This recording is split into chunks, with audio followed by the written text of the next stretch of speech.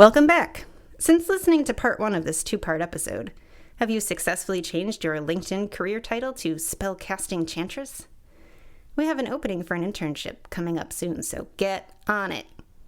Or maybe since listening to part 1 of this episode, you've had a chance to reflect on your missteps in life and want to hide your hideous Dorian Gray-like sins from the gods. You know, assuming it's too late in the game to change your evil ways. Hey, we've all been there. If that's the case, you'll want to pay close attention to the second half of our Book of the Dead episode, starting now.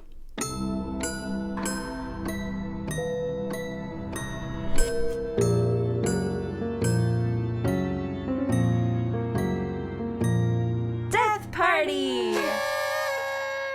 The coffin texts, known as the Book of Vindication, more accurately, the book of vindicating a person in the realm of the dead, if you're not into the whole brevity thing.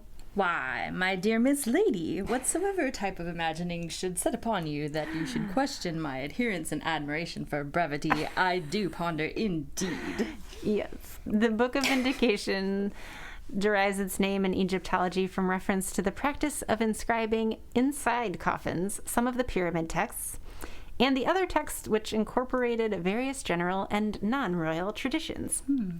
And here I like to interpret general traditions as like an army type general. So mostly I just want to visualize the coffin texts as being applied like guerrilla marketing style, as these, you know, metal looking flyers getting thrown up by a little dude in a military uniform on the inside of coffins. A little dude? Yes. Yeah, he has to be small enough to fit into coffins of all sizes. How little are we talking? Does he have to squeeze through the slit in the side of the coffin or sarcophagi? Is he like 3 millimeters little? And if he's so little, how does he find pants that fit? I have a friend who's small, and I hear that finding good pants can be an issue. That's not a problem I have. Cannot relate to that one. You're not 3 millimeters big. That's true. Rub it in my face. Your career as a metal flying general of Egyptian sarcophagi is out the window. Damn it. All of my dreams. The coffin texts came after the pyramid texts, chronologically, and were still funerary texts, but were different from the pyramid texts in a few key ways. Yeah, they were for poor bitches that can't afford to be buried under giant pyramids. Well, yeah, basically. They were also written in a cursive form of hieroglyphs. So unlike the pyramid texts, which were unillustrated, the coffin texts were occasionally enhanced with vignettes. Ah, yay, art! I know, it's so exciting. They also include maps, guides, and passwords needed in the afterlife. So the pyramid texts didn't have passwords? Mm-hmm. Huh. The rich folks just showed up at the gates to the afterlife, cut the line, and were like, "Don't you know who I am? How dare you? This will not stand." We have smartphones now, so you can see how outdated this is. But at the time, all you could do was get it down on paper or papyrus, as the case may have been. Yeah, you're such a millennial. Writing on papyrus was good enough for me and your mother, and it'll be good enough for you too, young lady. Now go chisel a slit in the wall so the sun will shine in your face at 8 o'clock. You've been sleeping in too often, and I don't want the gods to see you slacking off. Yes, ma'am. You're like 4 years older than literally 4 years old enough to be your mother. Sure.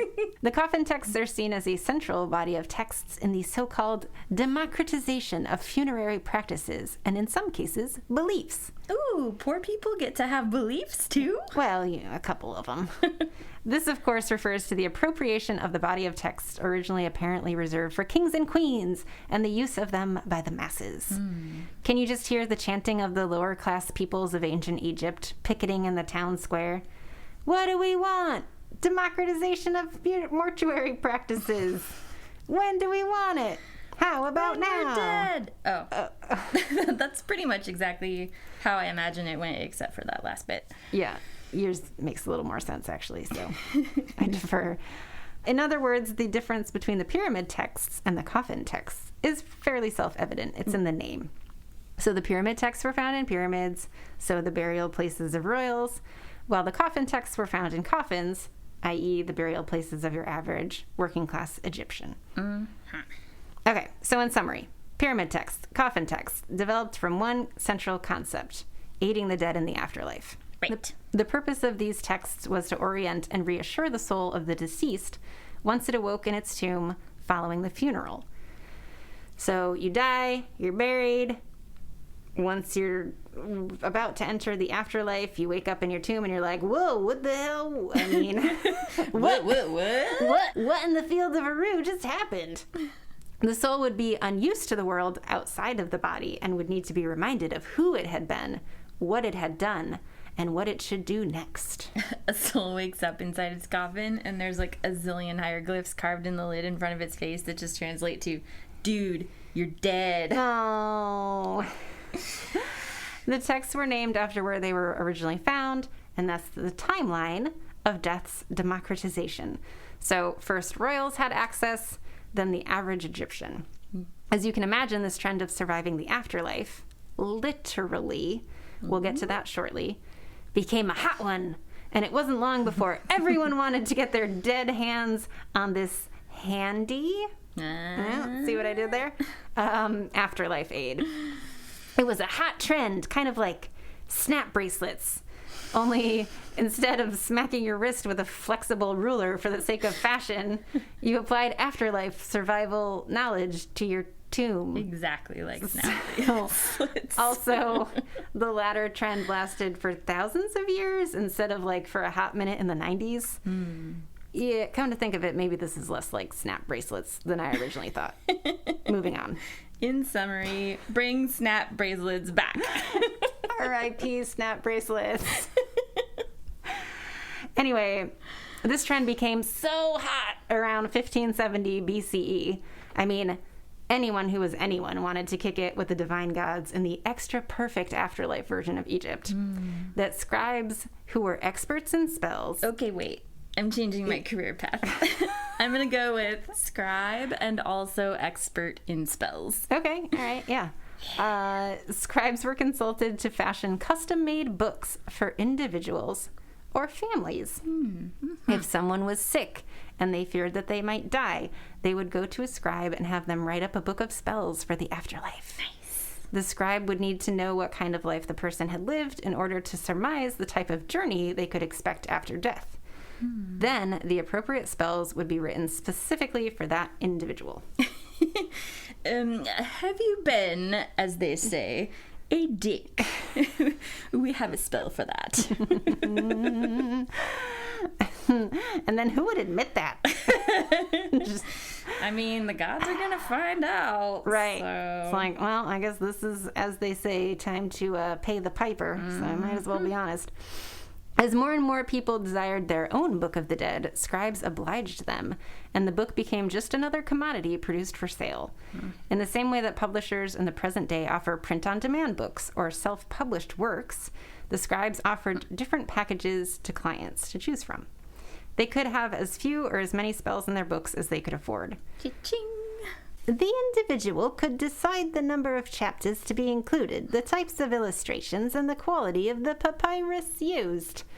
The individual was limited only by his or her financial resources. Some things never change.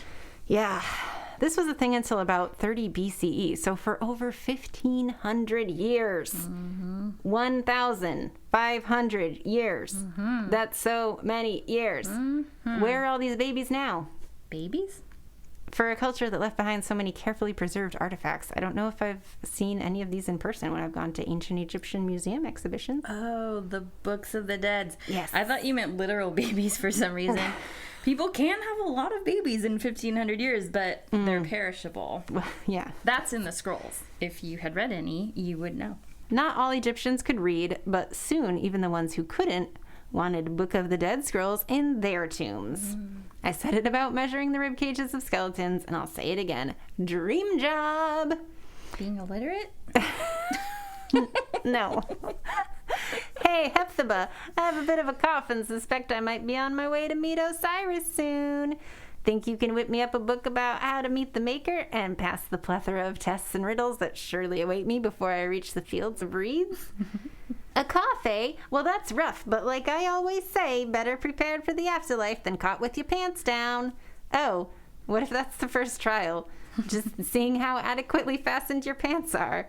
So don't forget your suspenders. Something crocodile and maybe a fire trap or two. Let's throw in an invisible walkway you have to throw marbles on to navigate. And yeah, that'll be 300 coal sticks or whatever our unit of currency is. Good luck! Yeah. We can tell from looking at a lot of these books of the deads that some were made by fancy scribes that could read and write. So fancy!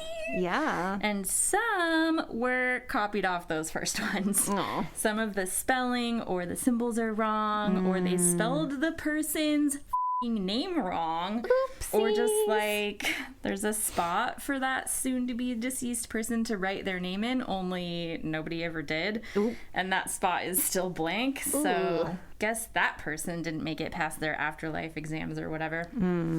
So we can tell that not only were there some scribes writing these scrolls who couldn't read, but also that the person buying the scrolls couldn't read either. Yeah. They die, are birthed out into the afterlife, meet the gods, and it's like some nightmare version of going to a coffee or bubble tea shop where they get your name wrong on the cup, and you don't know they're calling you for a while, and then it's all embarrassing when you finally do go up after like 10 minutes, and everybody's like, why are you making the poor girl yell for you? And you're like, my name is not Shay, it's Faye. Only instead of a bubble tea girl, it's an Egyptian god with like scary animal body parts. Oh. This sounds so dumb to me, but maybe Egyptians were really good at marketing. Like, people can get tricked into buying anything if the marketing is good, so. That's true. Did we mention we have a Patreon? Because nothing says good marketing like, hey, did I tell you that I have a thing? Did I mention yet that you can give me money? Yeah. And now, dear listener, if you've enjoyed this episode, and know that if we're not spending it on gas money to get to each other's houses to write down new episodes, we are using it on bubble tea. And Or- we're saying our names wrong. okay. Is there something you need to tell me? I'm just trying to think of like the least responsible thing. Or getting a giant inflatable spider that we display on our lawns year round. Ooh, that's not a bad idea, actually. Somebody in has a friggin' huge one. Yeah, I don't want to say the neighborhood name, but they haven't had it out the last. Because of I'm COVID! gonna write them an angry letter. Mm-hmm. Put that damn spider out. Put I it know you out. have it in there. Or you'll know what real fear is. Wow. I wasn't going to be quite that menacing, but I like your tactic. I just go for it. If at this point you are absolutely on tenterhooks and can barely stand the suspense of not knowing what the information contained in these texts was, I shall keep you on tenterhooks no longer. However, if you are on tenterhooks for the definition of the word tenterhooks, I will have to leave you in suspense in that regard. Look it up. Is it an Egyptian thing? No, but it's such a good word. Tenterhooks. I'm going to bring it back. Tenterhooks. Rolls off the tongue. Nobody's going to look that up. People What? listen to podcasts because they don't have time to read. Way to burst my party balloon. So keep your tenterhooks to yourself. Never! Actually, you may have heard of the most well-known spell already. Spell 1, 2, 5. Bum, bum, bum. Remember how I said that clients could choose from different packages Yes. and the number of spells contained therein? Also, yes. This led to a lot of variety in the spell books, but there was one spell that was always included. From the most basic to the most elaborate spell books. That was Spell 125. This is the judging of the deceased person's heart by the god Osiris in the Hall of Truth. You know that image with the two scales? One scale has a heart and the other scale has a feather, and the feather must be heavier than the heart on the scale, and it will be if the deceased has lived their life according to Maat, the Egyptian moral Maat, the Egyptian moral ideal of truth, justice, righteousness, and so forth. If the feather tips the scale, the soul passes on toward paradise. If the heart is heavier, it is thrown onto the floor where it is devoured by the monster goddess Amet, and the soul would cease to exist. So basically, ancient Egyptians believed the reward for living a good life was eternally hanging out with the gods, and eternal punishment for living poorly was annihilation. Dun, dun, dun. Whoever failed this test simply ceased to be after Amit ate their soul. I have a lot of questions here about Amit's digestive system, but we try not to be too visceral on this show, so I'll just leave that to your imagination, dear listener. Yeah. Ancient Egypt was home to some scary monsters IRL, so who better to devour souls than the demon goddess Amit? Maybe it's Amit? I don't think we currently know exactly how to pronounce it, since it's spelled arm, owl, owl, loaf of bread. Yeah. But that equates, as far as we know, to AMMT, which, I mean, English doesn't make a lot of sense either half the time, but there's no vowel in there. Anyway, the name doesn't matter so much as how this bitch shows up, because she's rocking the head of a crocodile, Yes. the body of a leopard or Hell lion, yeah. and a hippopotamus's backside. Oh, that's not too flattering. Imagine having to address hundreds of gods and don't get their names mixed up. Oof. Then answer a zillion riddles and don't get any wrong. And then getting eaten by a crocodile, digested by a leopard, and pooped out by a hippo. No. No, thank I you. honestly don't know if it gets any worse than that. I imagine Amit's anus is a black hole. Why are you imagining that? Because after passing through the digestive tract, you get pooped out and simultaneously turn inside out and cease to exist. Oh, no. That's how the whole thing would work. Oof. Sometimes Amit hangs out near a lake of fire and just drop kicks your heart in there to burn up to a crisp. Nice. I don't know if that's better or worse, but damn, better be a good little boy and eat your peas. I'm eating everybody's peas after that. So there was actually considerably more to spell 125 than the heart weighing.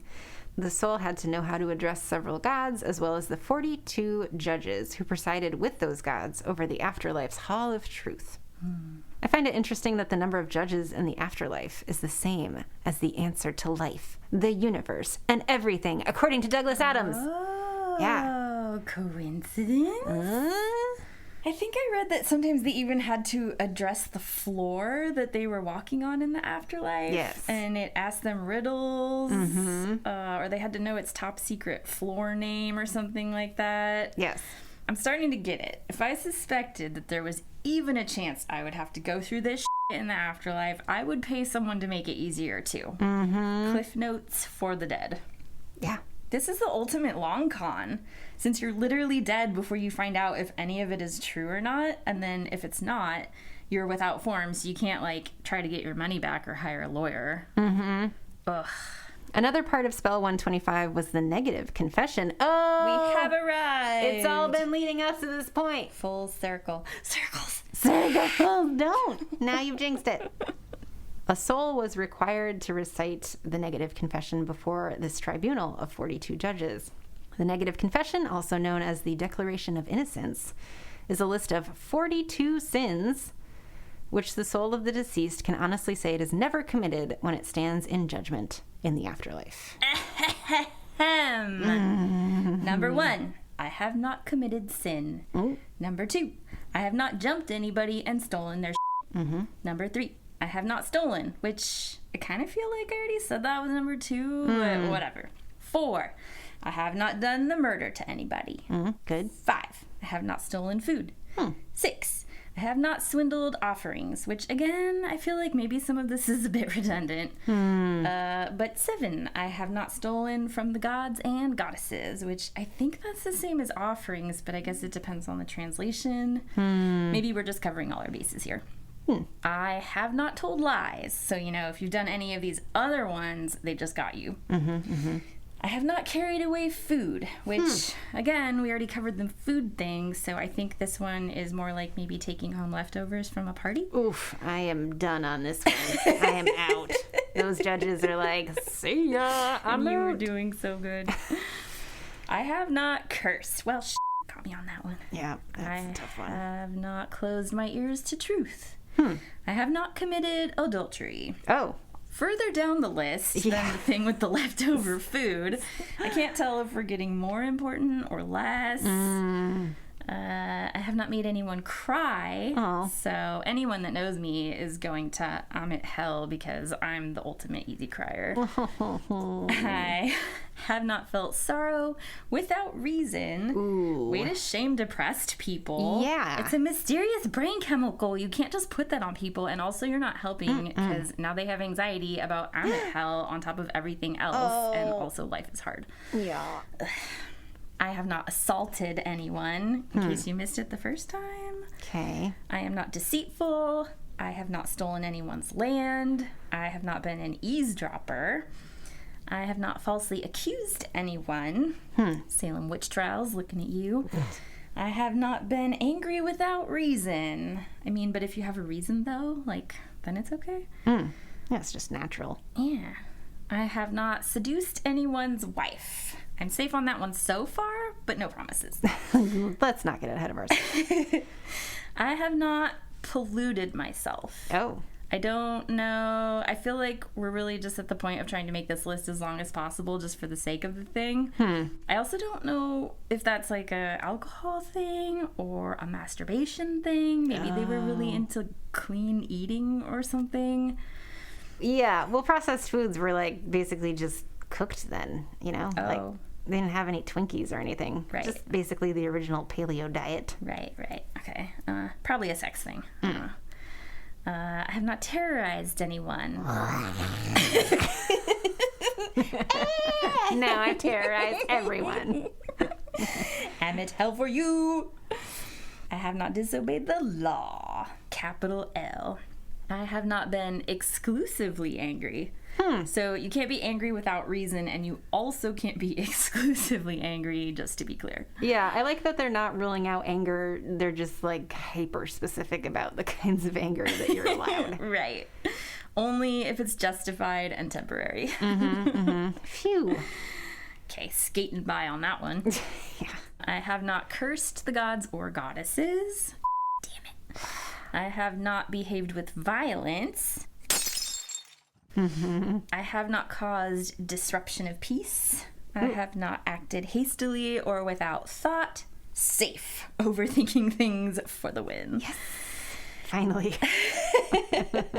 Pays off. Knew that would come in handy. I have not overstepped my boundaries of concern. I have not exaggerated my words when speaking. So, like, whoever wrote this is Amit pooped for sure. I have not worked evil. Work. Oh, I think this means black magic. Oops. Oh. I have not used evil thoughts, words, or deeds. I have not polluted the water, so no pooping in wells. Check. Oh, nope. Actually, I poisoned a well once. So I'm at like, what, a B- here? Is this thing pass fail? I don't think it works like that.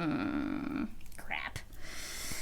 I have not spoken angrily or arrogantly. I have not cursed anyone in thought, words, or deeds. Guilty. I have not placed myself on a pedestal. I have not stolen what belongs to gods and goddesses. Okay, I definitely remember that one already. Oh, yeah. I have not stolen from or disrespected the deceased. Define disrespected. I have not taken food from a child. They were very concerned about the leftovers. Also, what does if that you just include slapping the ice cream out of a child's hand? Does that include? Yeah, I'd like to know.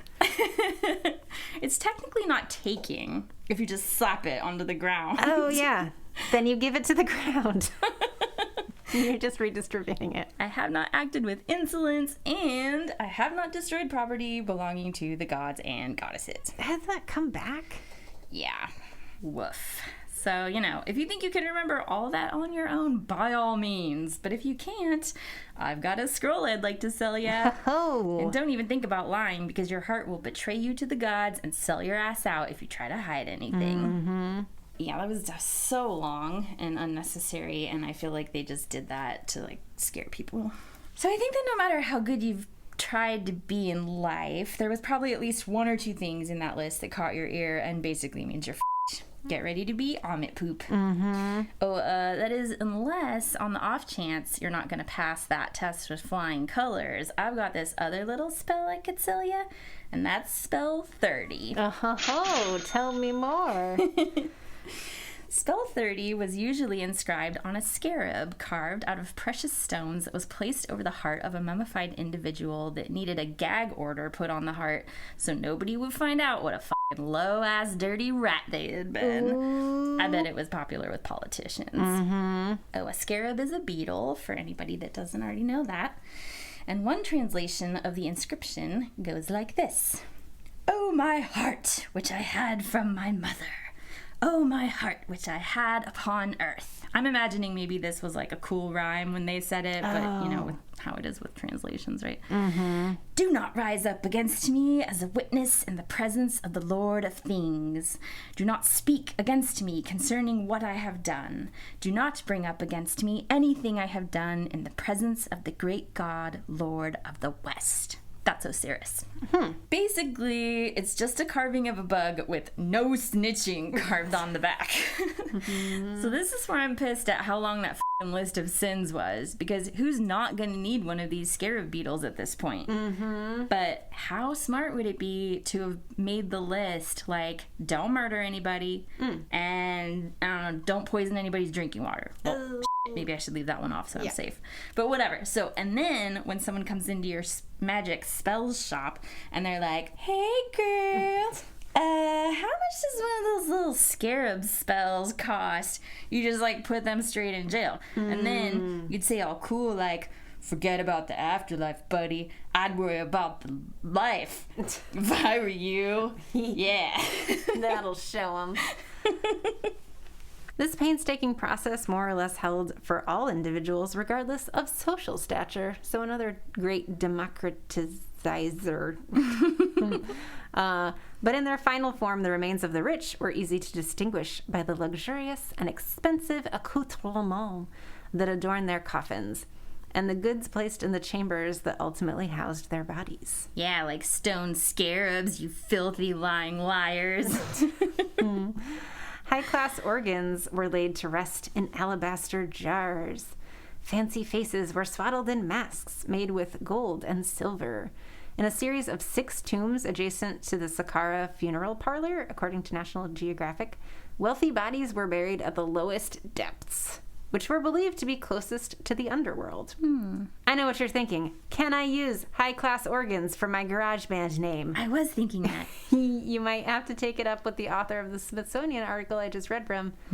But take it from someone who took 1 whole semester of legal issues in the music industry class. You're probably fine. Ooh, 1 whole semester of legal issues in the music industry. Nice brag. Yeah, I mean, I don't like to throw it around, but I did get a C, so minus probably. Ancient Egyptians mummified bodies, likely because the physical body was needed periodically in the afterlife, in the field of reeds. Was it that their immortal soul needed to reference their body, but there was no way for a non-physical soul to come claim it? Okay, we all need our bodies for phase 2 of life, where we go to the field of reeds. Get it. Yep, let's definitely preserve the ever-living body for phase 2. Cool, cool, cool, cool. Cool, cool, cool. Cool, cool, cool. Meanwhile, back in the dusty, airless burial chambers in Egypt, were all these grave robbers wondering why the mummies stayed so amazingly well preserved weeks and months later, if the soul was gonna swing right on back to pick up the body after the soul finished up with the various difficulties and judgment in the Hall of Truth? If they actually needed their bodies, wouldn't those bodies disappear from the tombs? Or is it like an ooky spooky ancient version of Simon Says? Osiris says, go touch your mortal body. Now, Osiris says, come back to the fields of reeds. Okay, go and re-inhabit your old decaying flesh. I didn't say Osiris says. And so far, the explanation is that they believed that souls were made up of 3 parts. The Ka, the Ba, and the Ach. The Ka exists in the living realm, the Ach exists in the land of the dead, and the Ba, that one's often shown as a bird with the head of the deceased person in their paintings and drawings. He can travel between the two realms of the living and the dead. So those dudes need to, like, meet back up at home base sometimes. Sure. That home base being the body, where they are all used to hanging out together. So then they thought that if something happened to the body, these soul parts don't have any way to find each other and could get lost, and then the soul is fucked and it just kind of, like, fades away. So basically what you're saying is the body was like the corner store hangout stoop Yeah. of the afterlife. Yeah. Got it. This is all before cell phones, so it's not like they can just call and figure out where their missing soul piece is, which, honestly, I don't know. I'm kind of really disappointed in almost all of this. I've always thought that the ancient Egyptians were so magical and brilliant and had all kinds of magical secrets and shit, and now this whole thing just sounds like a really manipulative cash grab. No. If nature's natural process is to break down dead bodies, then the natural process of the soul's journey can't include the body needing to stay intact. Did everyone who existed before the first mummification just blink out of existence or go to some eternal hell realm? Illiterate Egyptians had these complicated scrolls made for them, hoping that, they would wake up from being dead and suddenly know how to read a language they'd never learned in life, but lack the skill to find the other two parts of their own soul unless they're all, like, gathered up at the corner store with the payphone. Like, anything that's way overly complicated and you have to pay your way through the system is bullshit and elitist. Ouch. I call bullshit. Yikes. I am disillusioned and this is all garbage. I quit. What, again? Man, how about every time you quit you owe me $1? It's gonna be like the swear jar. I will go to deathpartypodcast.com and find a tip jar. Oh, there's $5 in here. Oh, it's all from Faye. The end of the month, you're like, we're so popular and rich. Look at all the... Oh, it's from you. It's only Faye. We're paying ourselves to make a podcast. By quitting constantly. Yes.